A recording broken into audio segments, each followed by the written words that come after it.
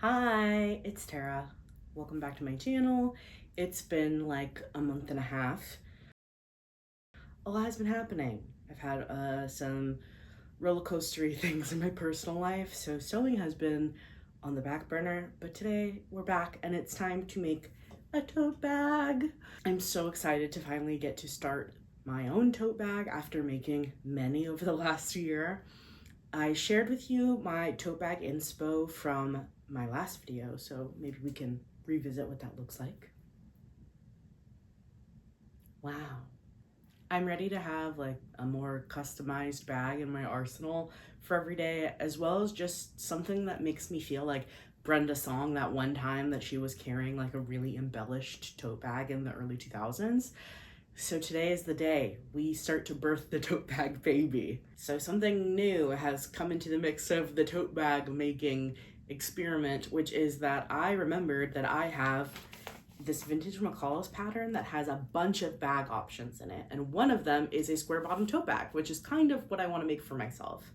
The problem is I have never used a paper pattern before and I'm a little scared. I normally use the tote bag pattern in the DIY Daisy Sew It Yourself book, which is wonderful, but I've also just kind of riffed on it and changed some of the measurements as I've needed. This would be my first time using a paper pattern ever, and I'm a bit intimidated by it, but I think it might be worth the challenge. We should maybe try. You might also remember from that video I referenced before that I want to make a tote bag with short handles as well as maybe a crossbody strap. I was thinking about how I was gonna do this crossbody strap thing when I remembered I own a crossbody strap I bought from a brand randomly to add to bags, and I'm not using it right now. So I think I'm gonna put this pink one on my tote bag. And I also remembered I bought these D-rings from Daiso once and have never used them. So they're getting used. As far as the fabrics go, I kind of want to use the stuff I already have in my stash. I have some scraps of cute vintage fabric, and all of these are secondhand fabrics.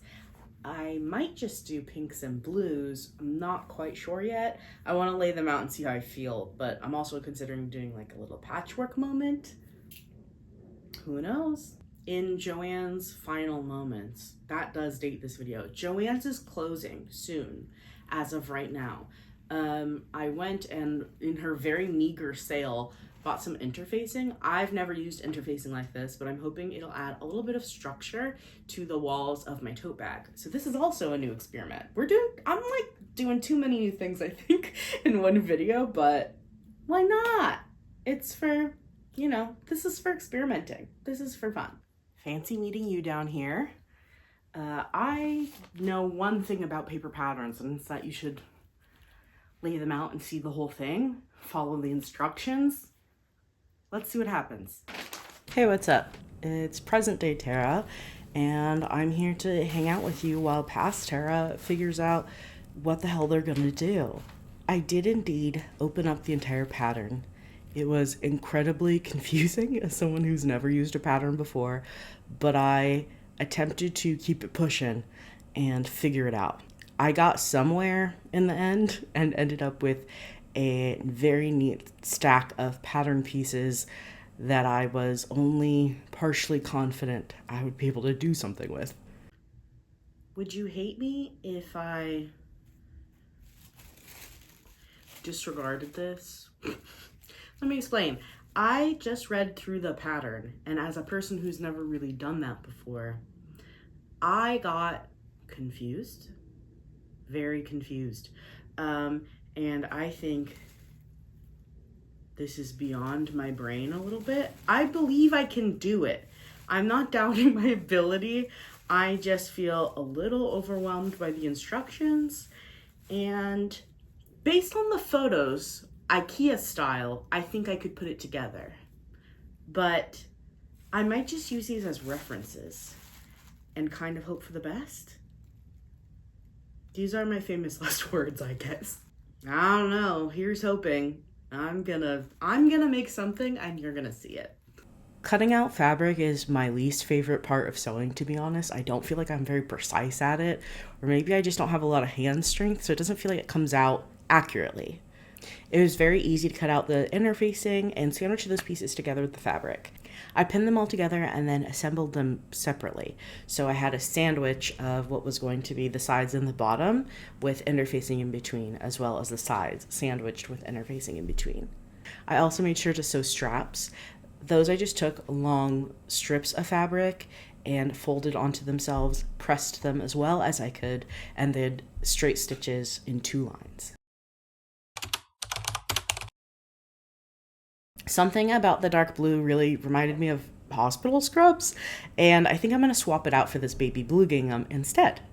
And so I began the valiant journey of seam ripping all of my hard work from like a year ago to start over. This is Tara of only a few weeks ago from now, who is seam ripping and starting over with the company of a sweet friend. Thank you, Jared, for keeping me company while I attempted something new. I used the baby blue gingham instead of that blue on the sides and the bottom, and I decided to quilt it too, as well as quilting the sides since I had already taken them all apart. I have never quilted anything, so this is really an experiment. They came out mostly fine, sometimes a little crooked, but it's a pretty intuitive process. You are starting, locking, making a line, ending, and locking your stitch over and over and over again.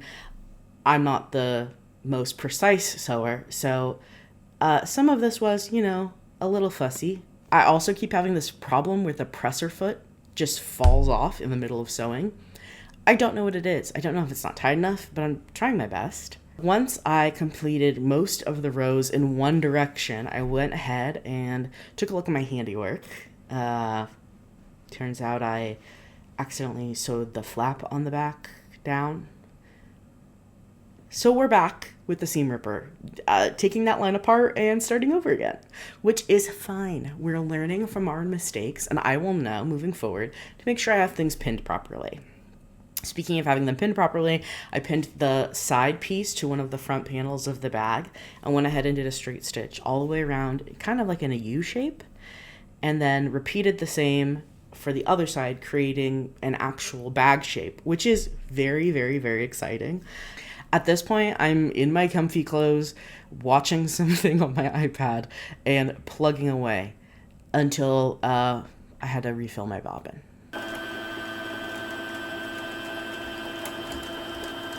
And we're back, and we're sewing, and we're sewing, and we're sewing.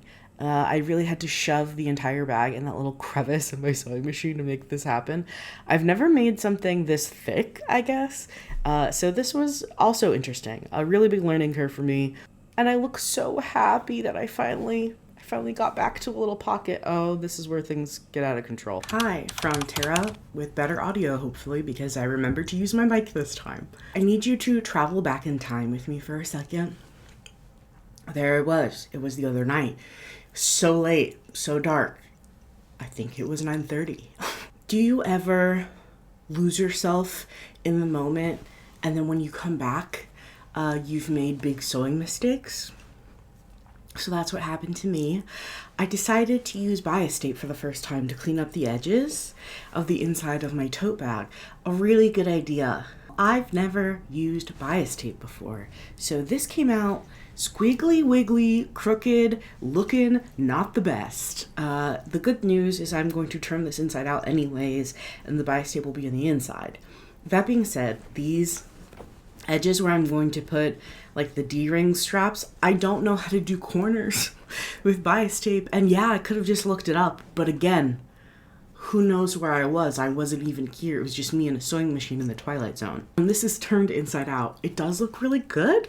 So what I'm going to do is remove the bias tape from these ends, and I'm going to make kind of little sleeves that go over this to protect it, and that will add a layer of fabric on both sides that will hopefully make this area more robust. So with wear and tear from the strap, it should last a little longer. I'm also flirting with the idea of making some bows out of this blue gingham to go on the sides, because I saw a few purses like that online. I think it's very cute.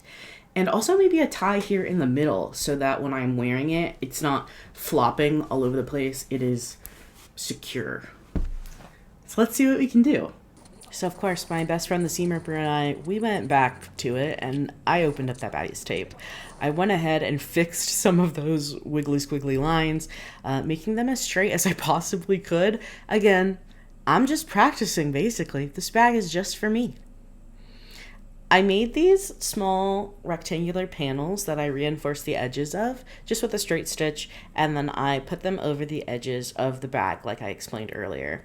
I also made some long thin straps for the tie I wanted to make in the middle and for the bows I wanted to sew on the side. Speaking of which,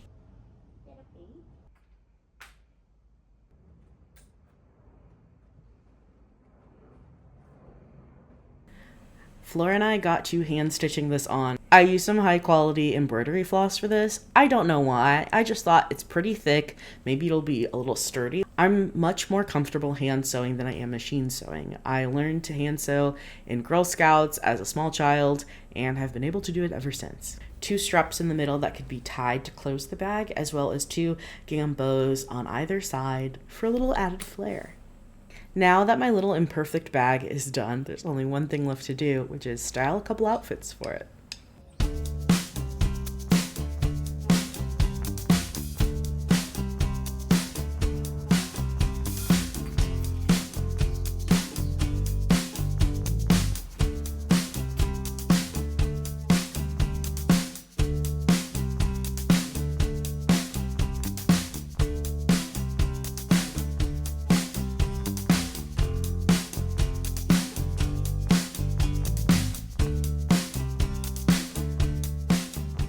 Thanks so much for being here. If you watched all the way to the end, you're my favorite, my little star. Thank you for being here. It's been an incredibly tough time for a lot of people, me included, with bouts of feeling unsafe or uncertain about what the future might look like. That being said, I know I'm finding a lot of comfort and solace in my community and seeing the way they show up and the opportunities I'm being given to show up for my community in return. Remember to take care of yourself and your neighbors. And know that I am actually back. In fact, I already got the next video cooking, and I'm really, really excited to spend more time with you. Thank you for being here. I hope you do well. I hope you're staying safe, and I'll talk to you next time. Bye.